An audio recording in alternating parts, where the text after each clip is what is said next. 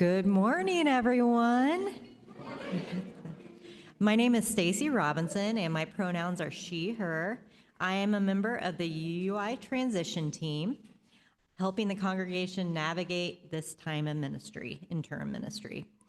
Whoever you are and whomever you love, you are welcome here. Whether you worship many gods, one God, or no God, you are welcome here. And whether you danced in on little feet, strolled up, rolled up, or zoomed in, you are welcome and celebrated here at the Unitarian Universalist Church of Indianapolis.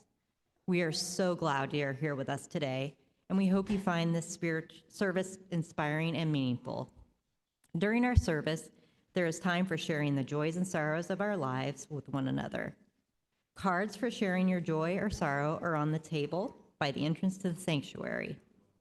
We ask that you pick them up and fill them out prior to that section of our service. We invite everyone present in the sanctuary today to join our in-person coffee hour immediately following the service. Thank you.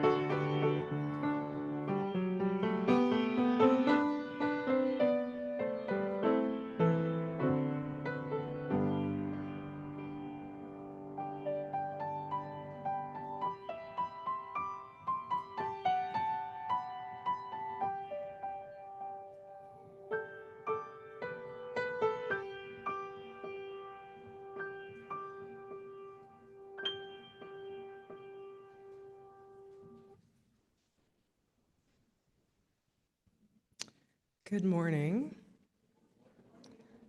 I am Maria Renner, and my pronouns are she and her.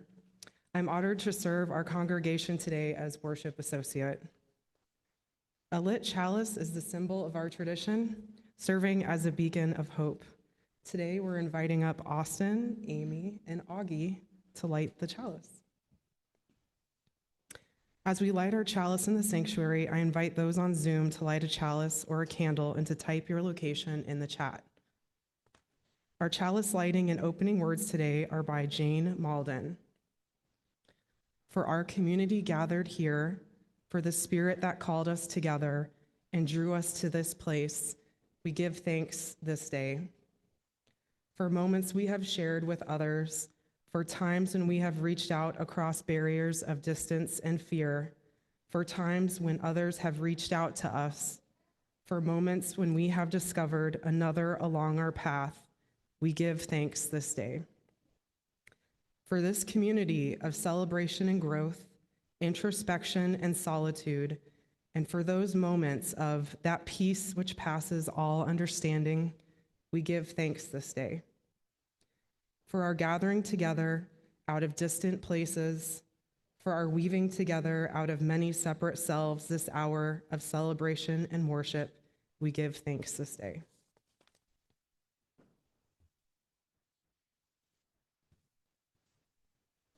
Please rise in body or in spirit as we join together in singing hymn number 361, Enter, Rejoice, and Come In.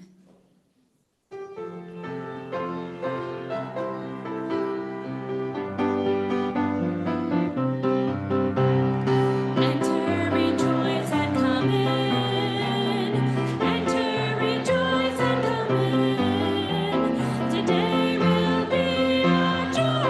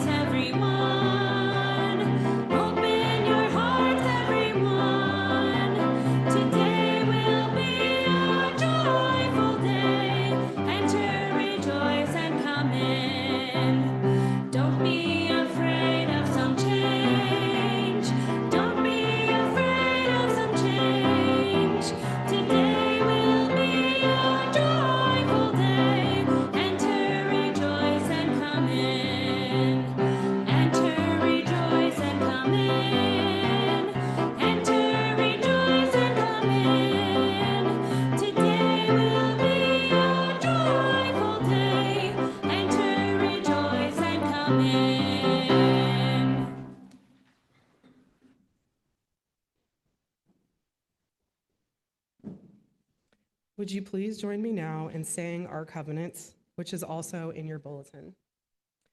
Love is the spirit of this church, and service is its law, to dwell together in peace, to seek the truth in love, and to help one another. This is our covenant. And now we're going to say our covenant in Spanish. El amor es el espíritu de esta iglesia, y el servicio es su ley, vivir juntos en paz, buscar la verdad en el amor, y ayudarnos unos a otros. Este es nuestro pacto. Please be seated.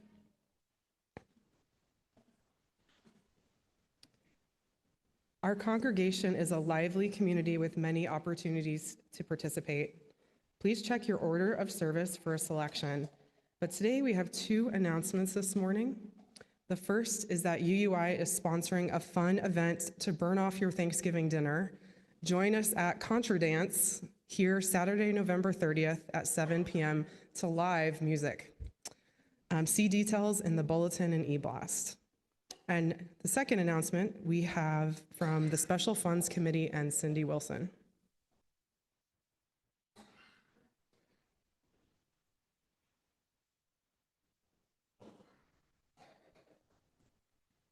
Good morning. I'll tell you a story. Once upon a time, actually 45 years ago, 93 determined people left All Souls Unitarian Church to follow their vision for a UU church that embraces children, honors the elders, and creates a spiritual community. After 2 years, UUI members purchased this property and met in the gymnasium, which, by the way, is now our social hall, for 13 years. Then in 1993, now around 150 members discussed adding on to the gymnasium to create a sanctuary, a real kitchen, and decent bathrooms. Pushback came from those who were worried about the financial future of the congregation, and also from those who wanted us to be more socially responsible rather than only serving ourselves. With a UUI consultant and many thoughtful discussions among the congregation, they voted to go ahead with a capital campaign as long as 10% of the total amount raised would start an endowment fund to support our financial future. And 1% of the budget every year, and that has continued up to now and will continue, was designated to develop the Beacon Fund, an outreach fund for members to use to fund socially responsible community projects. Today, I want to expand on the endowment, and later this winter, we will update you on the Beacon Fund. If you want to know more about the Beacon Fund right now, go to UUI's website and look under Spirit and Learning for all the information and the grant application for the Beacon Fund. So back to the endowment. The endowment fund was established in 1994. We were able to set aside about $20,000 from the capital campaign to start the fund. The endowment committee at the time managed the money through an investment counselor. The bylaws state that no money can be withdrawn from the fund until it reaches $250,000. Over the years, we have received generous gifts from members and bequests from members' estates. We also moved the fund to the UUA Investment Fund, which has been paying a higher return than any of the investment companies that we had used before. Currently, our endowment fund exceeds $400,000 and is monitored by our treasurer. I'm not here to ask for money. The Special Funds Committee has printed a new information booklet, which many of you see scattered about. There are many ways to give back to this church, and estate planning is one of them. In the brochure are a number of suggestions for how to do that. Ray and I have specified in our wills that a portion of our estate will go to UUI upon the death of the second of us. Of course, you will not have to wait until death to add to the endowment if you don't want to. Sometimes tax situations can be improved by making a donation to UUI. Many of us, over 70 and a half, know about RMDs, or required minimum distributions, which is a tax-exempt way to give. So, this is the Special Fund's public service announcement to inform you all of another way to give to UUI. Keep the brochure, keep thinking about ways to help UUI. Thank you.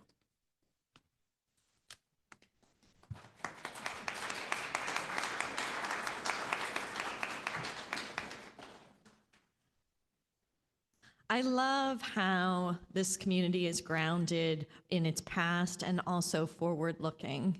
It's a way of strengthening the ties that you have with one another and with those who came before and with those who are yet to walk through these doors. Another way that we strengthen our ties with one another is through the sharing of the joys and sorrows of our lives with one another, a ritual that we engage in each week. As the music plays in just a moment, I invite people in the sanctuary to come forward and drop a stone into the bowl if something is on your heart today. You can use both sides of the table.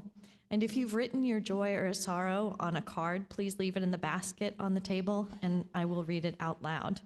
Please note that the cards are by the doors to the sanctuary for easy pickup when you come in. For those of you who are joining us on Zoom, I invite you to use the chat feature to share your joy or your sorrow. Please put in all caps, joy or sorrow, plus your name and pronouns at the beginning of what you are sharing if you would like me to read it aloud in the sanctuary. You can also symbolically drop a stone into the bowl by typing "drops stone" or just DS for short. Let us share the joys and sorrows of our lives together.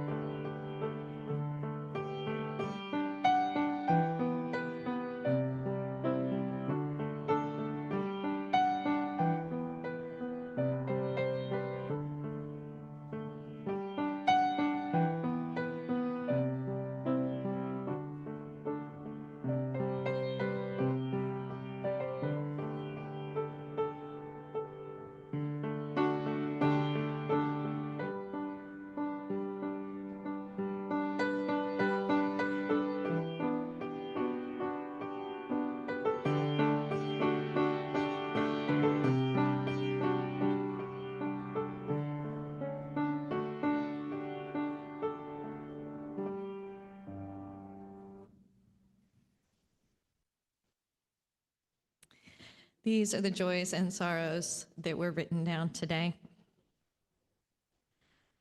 Jen shares the sorrow that her mom had a subdural hematoma from a car accident she was in a few weeks ago, and last night became very dizzy and confused. Please pray, send healing thoughts or energy and whatever you can towards her mom's healing.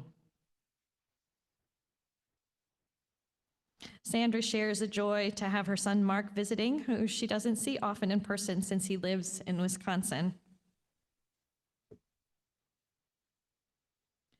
Kathleen shares the joy that Kathleen's great niece is now thriving at home, and Kathleen gets to virtually meet her on Thursday. Sandra shares a sorrow that last Wednesday her sister Janice became a widow. Her husband Arnie died at work of a heart attack unexpectedly. They were married and have 4 children and 5 grandchildren. He will be buried in Israel on Monday with other family members. He was 62.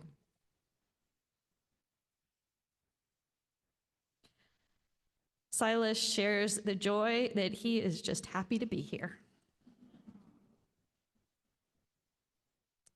Mary Ellen shares the joy that she is having dinner on Wednesday with her ex-husband, her daughter, their daughter, and daughter's girlfriend, and daughter's girlfriend's parents. Yay. Alex, UUI's treasurer, shares the joy that UUI's QuickBooks conversion is complete and our financial reports are accurate and nice looking. They are also on Slack if you are interested in seeing them. Much thanks to Alex and Mara for their hard work on this.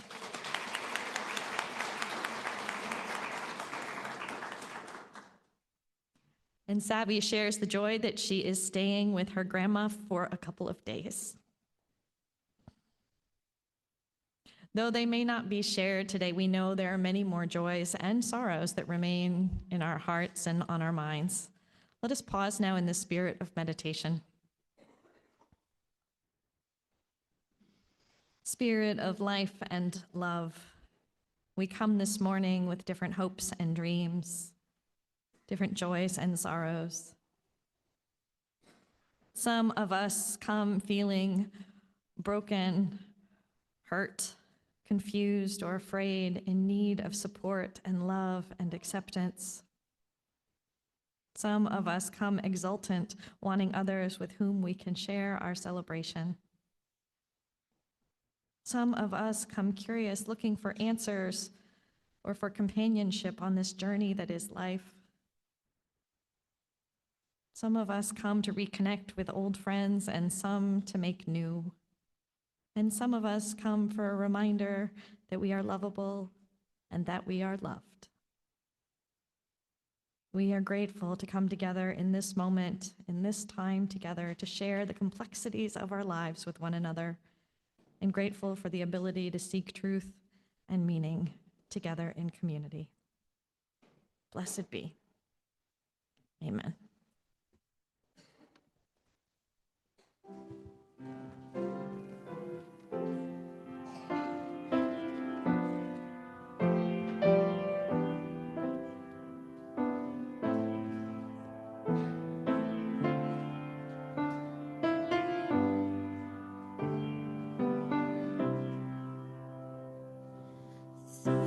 Spirit of life, come unto me.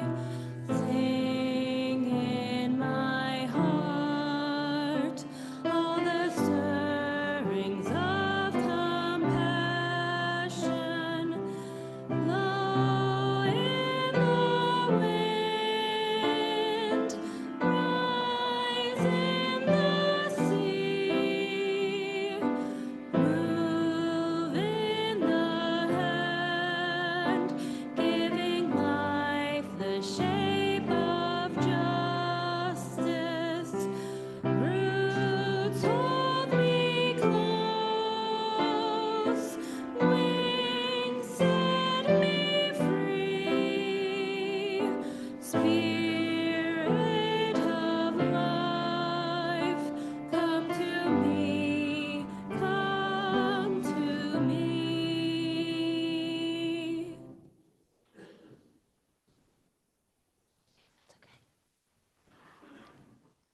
Good morning. Oh, that was lovely.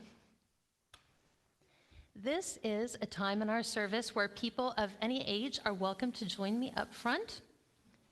And full disclosure, we are hanging out in here today. We're going to bring a little light and extra pep into the lives of our adults.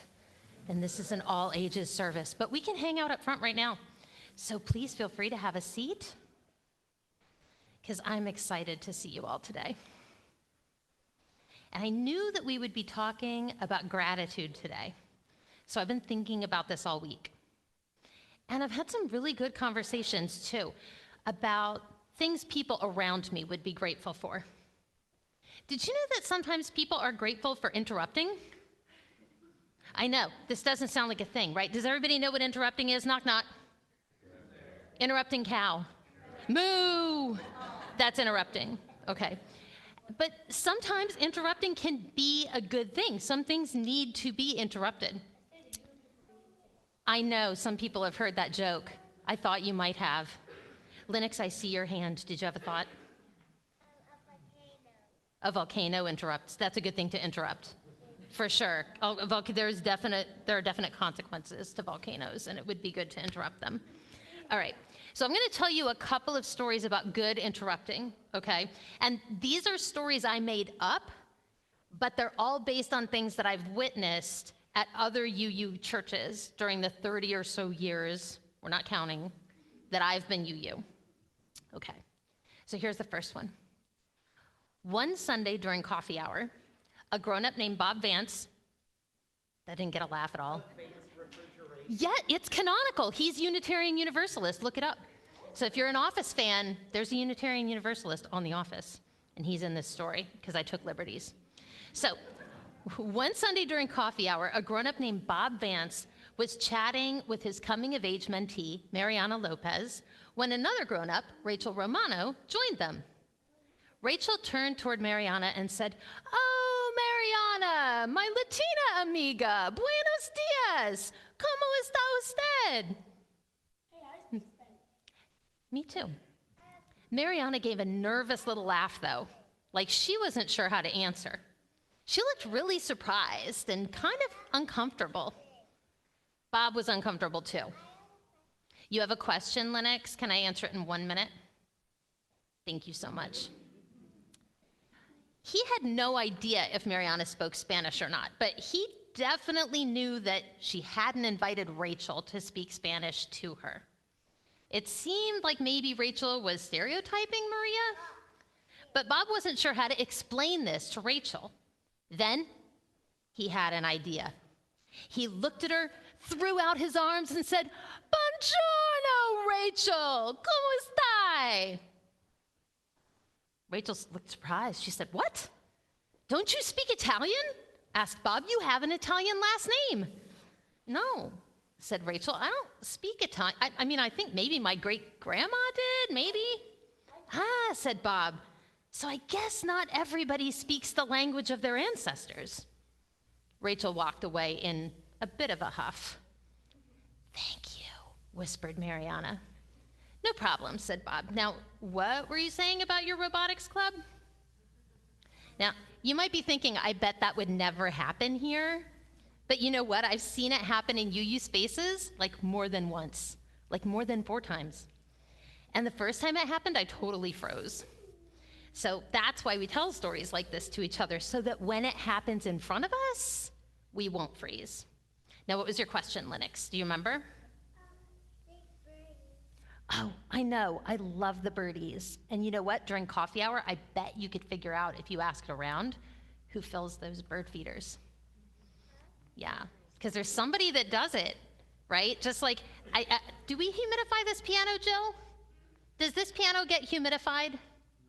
No, the one in Utica did, and I remember being shocked when I saw someone humidifying that they had to pour water into a little hole in the piano. There's just people that do stuff like that at church every week. They started volunteering, and now they just keep doing it. It's pretty cool. I know, right? Okay, so here's my other story.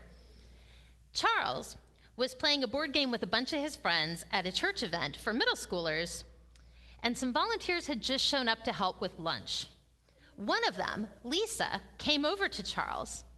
"Oh my, what beautiful long hair you have," she said. "It's so unusual for a boy to have such long hair." She reached over and ran her fingers through it. Okay, I hear noises. And I kind of can't stand it. Even telling this story makes me uncomfortable. Somebody tell me what the problem is. I hear, okay. Personal space. Thank you, Patrick. Yeah, anybody who's had owl should know this one. And I don't even think Patrick's had owl, and he knows it. So, that's awesome. So fortunately, Maggie, the mom of one of Charles's friends, came over and said very quickly, "Charles, could you grab Joe and get the last 2 bags of groceries out of my car?" And Charles did not wait to be told twice. He took off. "Lisa, did Charles say you could touch his hair?" asked Maggie. "Oh," said Lisa, "should I have asked first or something?" "Honestly, a kid might not feel comfortable telling an adult no anyway," said Maggie. "We should probably just keep our hands to ourselves." "Well, I didn't mean anything by it," said Lisa, frowning. "I mean, I passed up another invitation to be here. Maybe I should just go home." "I hope you won't," said Maggie. "Mistakes happen. We have to be able to talk through these things." But that does kind of give me a little bit of an uncomfortable feeling in my tummy, that story, because Lisa might go home, right? And she might make a great big angry scene before she goes home. Or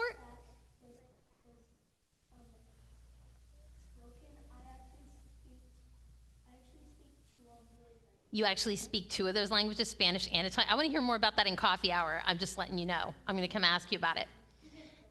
And the other thing is, maybe she wouldn't go home, but maybe she would stay and bang the pots and pans around and just be kind of cranky the whole time. And none of those really sound like good options to me.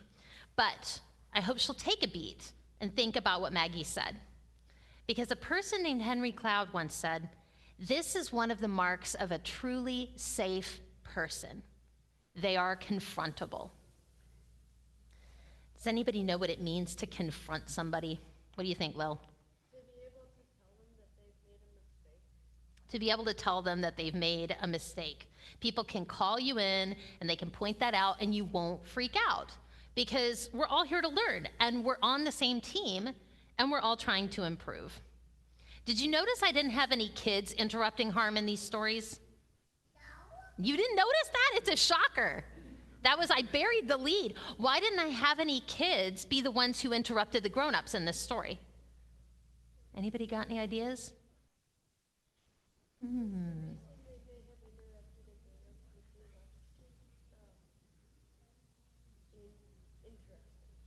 Might be less interesting, less necessary.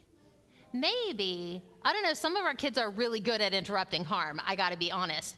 But who's in charge in most spaces in kids' lives? The adults, right? So that means that the power is not quite equal, right? Adults in a lot of spaces get to tell kids what to do. And even here at UUI, some adults have more power in the system than other adults, like maybe they've been here longer or that kind of thing. So that can make it really hard for even adults who speak 2 languages or don't speak languages, who are LGBTQ or who are Black or brown or who are disabled. It makes it a little bit harder sometimes for them to speak up to certain people. And that's why if we're someone who has a little more privilege in the system, we need to move up so that other people don't have to.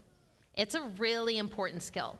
Now here's the thing, grown-ups, be honest with me, how many people would have been uncomfortable doing the interrupting in one of these stories?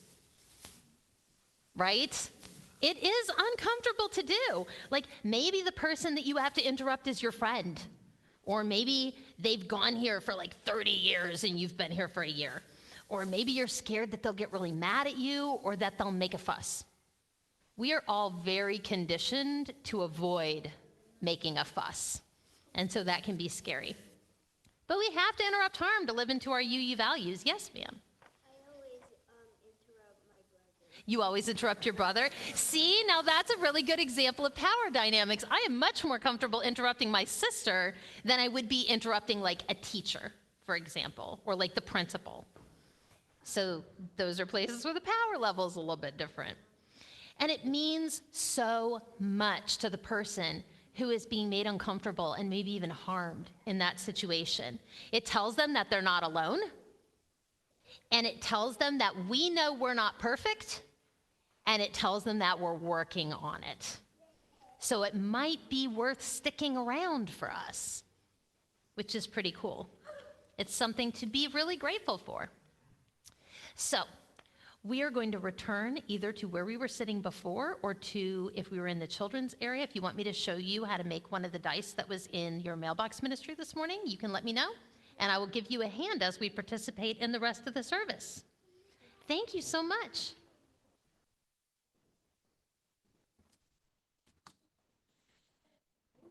Thank you, Sarah. I'm grateful for you, and I'm grateful for your story and an example of how to interrupt harm. Guess what we're going to talk about today? We're going to talk about gratitude, as Sarah told you. But we're going to do it a little bit differently than maybe we normally do. In a few days, most of us will be celebrating some holiday. What holiday is coming up? That's right, Thanksgiving.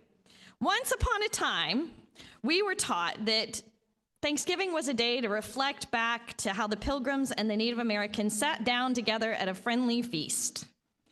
But today we know that that story is really part of the myth of the United States, not really very reflective of reality. Today we understand that Thanksgiving is complicated. We know the damage of colonialism. And we recognize that the burden of preparing a Thanksgiving meal often falls primarily upon women. And we know that Thanksgiving can be a very lonely time for people with conflicted or complicated relationships with friends or family. Like Thanksgiving, being grateful itself has been commodified.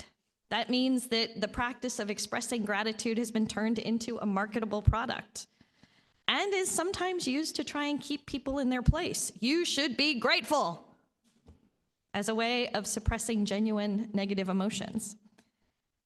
It is not healthy for us to feel obligated to be grateful in difficult situations, and using gratitude as a way to avoid expressing underlying issues of pain or difficulty can essentially lead to a form of toxic positivity. So that's all the disclaimers. So what on earth are we doing here today if both Thanksgiving and being grateful have such negativity associated with them? Well, we're going to practice being grateful anyway. Because even with all the complexity, there is meaning in the myth of Thanksgiving. No other holiday in this country is dedicated to gathering with loved ones, giving one another our presents rather than a bunch of presents. And no other day is focused on giving thanks, being grateful. So here is what we are going to invite you to do. First, we're going to break into groups by birthday month. By birthday month, so that the groups should be pretty multi-generational. We want multi-generational groups. Now, kids, if children prefer to be with their grown-ups, that is okay too, but you may have some free roaming children in your group, and that is wonderful. So we're gonna go ahead and break into groups, but I'm not telling you the rest of the instructions until we're in the groups. And I will guide you through the process. Now, Zoom folks, you're gonna be your own group, so hang in there. You have it easy, just sit tight for 1 minute. Okay, so those of you in the sanctuary, if your birthday is January through March, in just a minute, I'm gonna invite you to bring your chairs if you want, or sit on the floor if you want, but I want you guys to gather in this corner right here by the children's section, okay? So January and March birthdays right here. April through June birthdays right up here, this front corner by the piano. July, September birthdays back there by the pictures, and October and through December birthdays in the corner back on the tech deck side. What was that? Okay, so you need it ready? So January through March, April through June, July, September, October, December. Okay, break.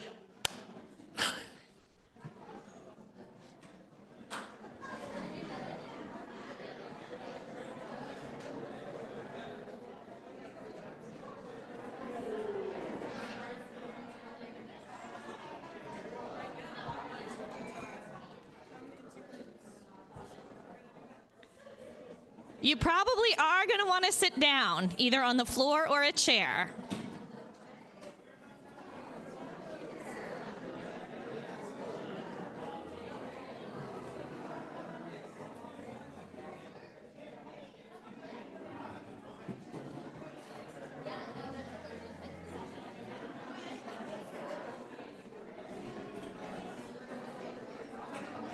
All right.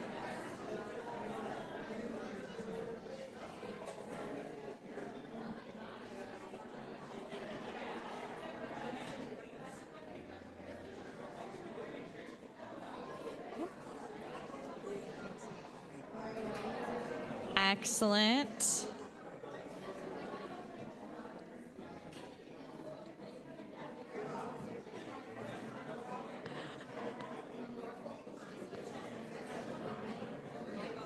All right.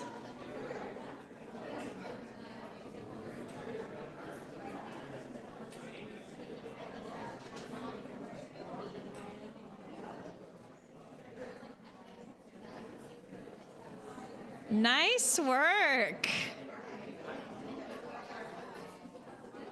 Good job.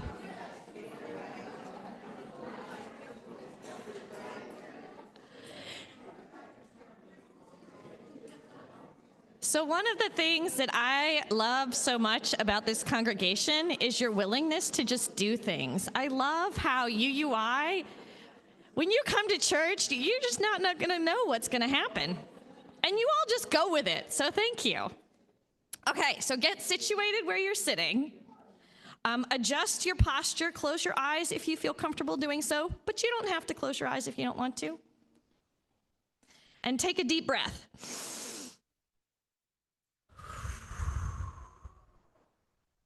And another one.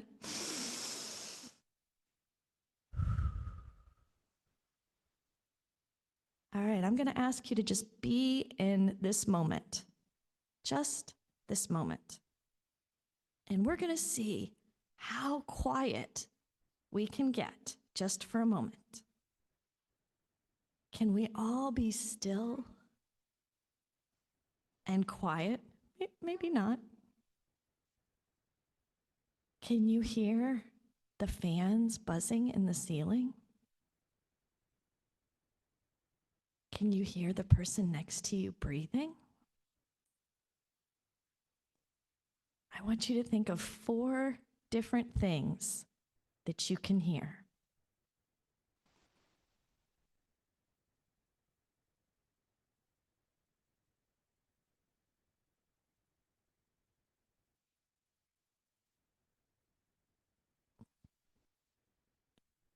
All right, now focus on what you feel. What do you feel externally? Do you feel a breeze on your skin? Or maybe you feel a tag itching the back of your neck? Or maybe you feel something internally, a sore muscle or a bouncing leg. Think of 4 different things that you feel.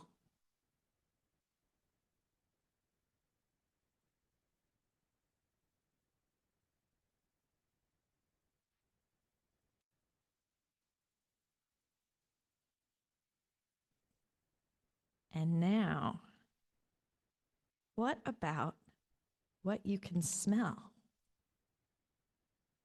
Can you smell anything?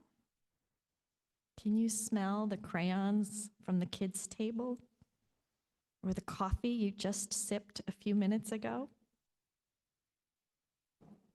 See if you can find 4 different things that you smell.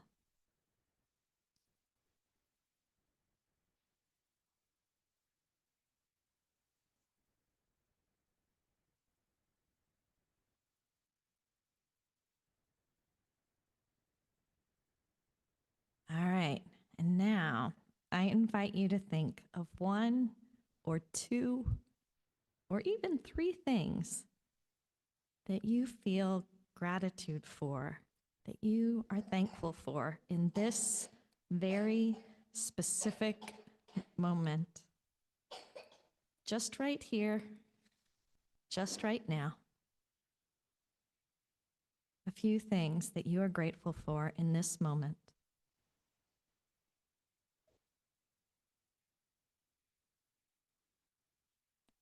And one more deep breath. And another.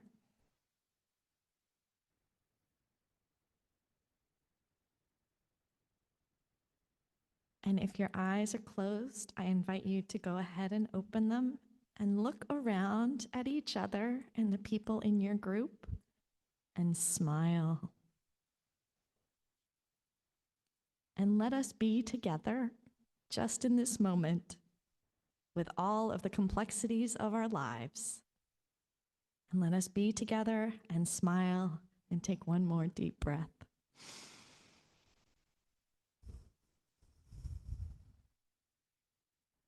All right. Thank you.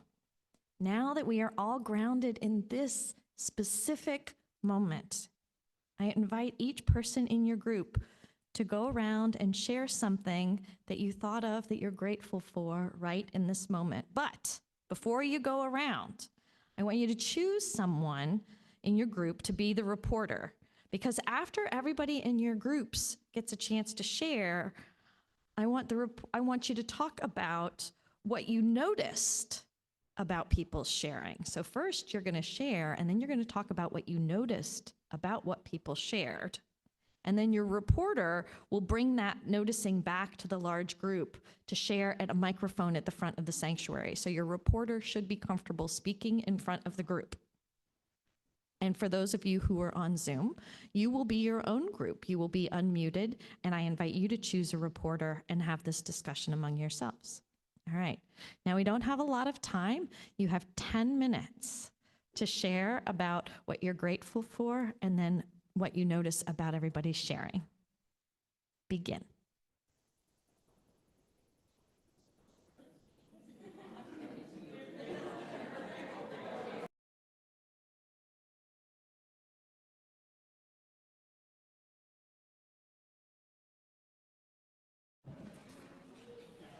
Thank you for going with me on this adventure. So let's go around to the different groups. For the groups in the sanctuary, please have your reporter come up to the microphone right up here. For those of you on Zoom, your reporter will be unmuted when it's their turn to speak. So let us know, what did you notice about what was shared in your group? And what did you notice about the experience of sharing? And we will start with our intrepid worship associate, Maria Renner's October through December group, and then we'll go around this way. Yep, right there. I feel like I should be singing to you. I'm not. I'm not a singer. Can you hear me? Okay. Is the microphone on? No. Oh, turn it on here? No, it should be fine. The sound is working it out. If I could sing, it'd be a perfect moment right here. All right, try now. Okay, good? Okay, Here we perfect. go. So our group was October, November, and December, which was a large group. And the things that we were grateful and thankful for: music, family, nature, community, a lot of body-based things, health, wellness. But something else I noticed is how much there was so much creativity. Our group split into two groups to be very efficient, and I just noticed that we were given a task and a prompt, and then it was a lot of folks were kind of going outside that, as loud, challenging others. So I personally love seeing how much creativity that there was, and I think that's something to be grateful for, seeing outside of the different prompts and opportunities.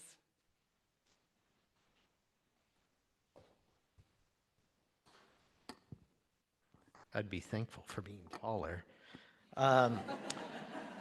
We were January, February, and March, and we had some of the same things. Well, one, we challenged the other group to shout really loudly. But we were thankful for things that you would both expect and not expect. So we were thankful for some of the ability to connect with family that we hadn't seen for quite some time, and to see multi-generations of family come together. We were thankful for breakfast burritos and kielbasa. We were thankful for having fun and having a spirit of joy, and we were thankful for our health as well. And the part I specifically noticed is that people talked throughout the process. Well, one, we were really efficient and came in under time, so I'm thankful for that as well. But we were having fun while we were doing it, and a lot of folks talked about the ability to be able to connect with this community and that it was a space where it had a sense of joy associated with it. So I noticed that. In this group?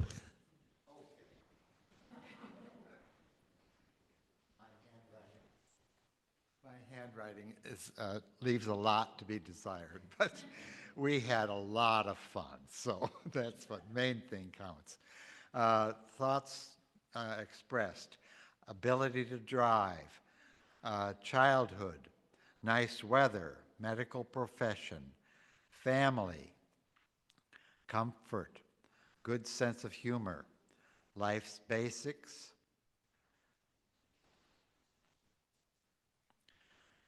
son's reconciliation, sunshine, en route to Texas to be with grands,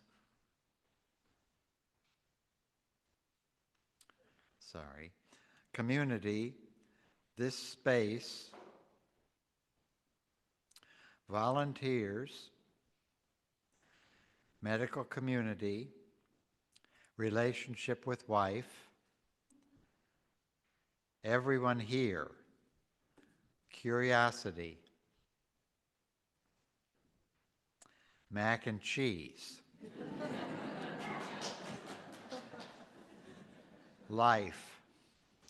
I'm sorry I've missed a couple here. Basically, we were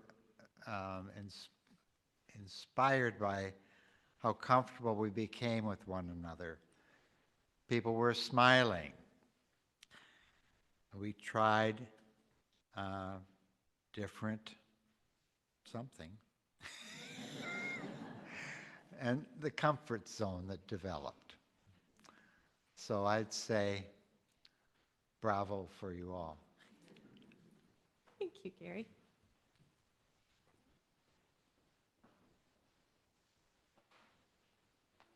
All right, I'm the representative from July, August, September. And the first thing I noticed was that there was incredible variety, but also just general themes that seemed to go together. There was community, being able to teach, being able to have mentors who guide you through life, education. A lot of the parents had gratefulness for sleeping and moments of quiet. But then there was also gratefulness for family and health.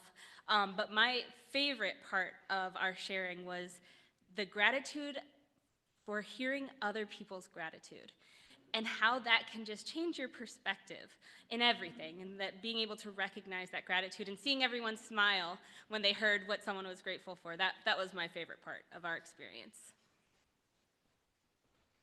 And now our online group. Let's see if let's go technology and we can do it. So our group, we kind of had a very similar theme altogether. Those of us who were able to share, not everybody was, time limit and everything. We were all grateful for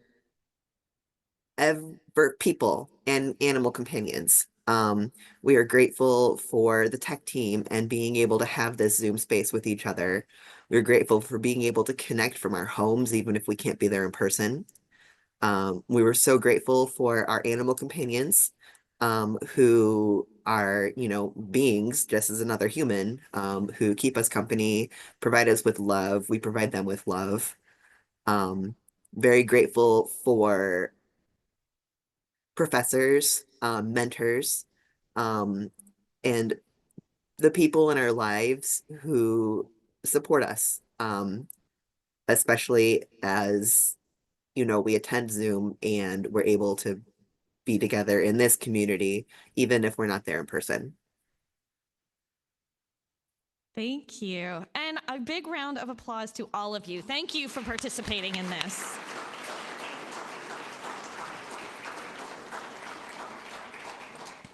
Thank you for taking the risk and participating in this communal gratitude exercise and sharing with one another. And we're going to close this part of the service with a blessing from the Reverend Naomi King. And you can just stay where you are. It'll give the ushers for the offering a lot of excitement. Although we're going to need room for the special musicians in a minute. But let us close this part of the service with a blessing from Reverend Naomi King. And you will hear in just a minute that there's a part for you to say in this. Let us join our hearts in gratitude on this wondrous day where we have the abundance of our lives before us. We remember on this day of bounty all those who do not have enough, who are afraid, who are lonely, who suffer. We wish for the abundance of this world to be shared, for fear to become love, for the lonely to feel welcomed, and the suffering to know rest and joy. For the labor, the love, the care, that gave us the delights of this and every day, we say thanks. Thanks. You got it. For the nourishment of our spirit, the challenges that strengthen us, and the friends we have on the journey, we sing thanks. Oh, wow, even on key, very nice. For all that is our lives, for these good gifts, we whisper thanks. Overflowing with gratitude, let us shout, thanks! May it be so. May we make it so. Thank you. Thank you. Thank you.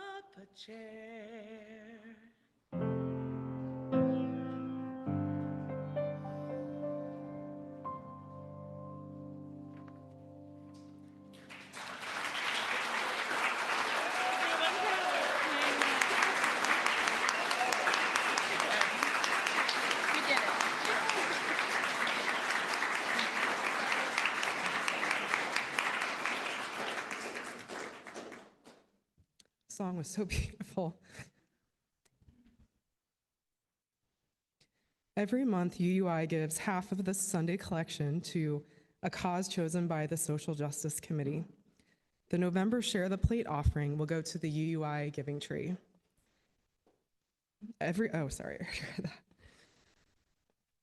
Every year, the UUI Social Justice Committee sponsors a giving tree for the winter holiday season to help provide holiday gifts for families that may be experiencing financial stress. There are always some gift tags that don't get claimed. The November Share the Plate offering will be used to purchase these gifts so everyone has something to open on their holiday morning. Any money left over will be donated to the MLK Center, will continue to meet the needs of families in our immediate community. You can give on your smartphone by texting the dollar amount you would like to give and the word share to a phone number which is in the chat and in your bulletin. You can also give on our website at uui.org. Here in the sanctuary, ushers will come around to collect donations. The offering will now be gratefully received. May it be joyfully given.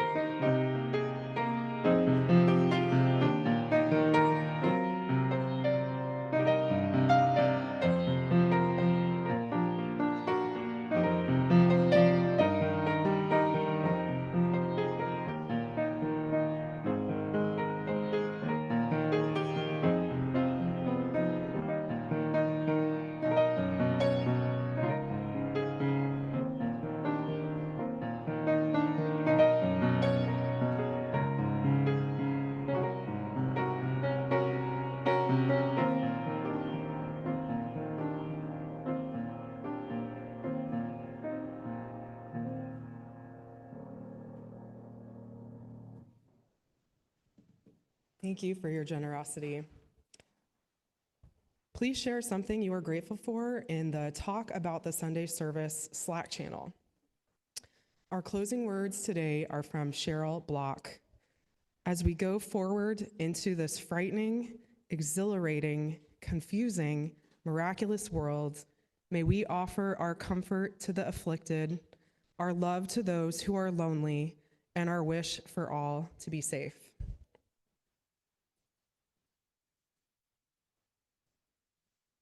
Please rise in body or in spirit as we join together in singing hymn number 1010, that's 1010, We Give Thanks. We will sing it through twice.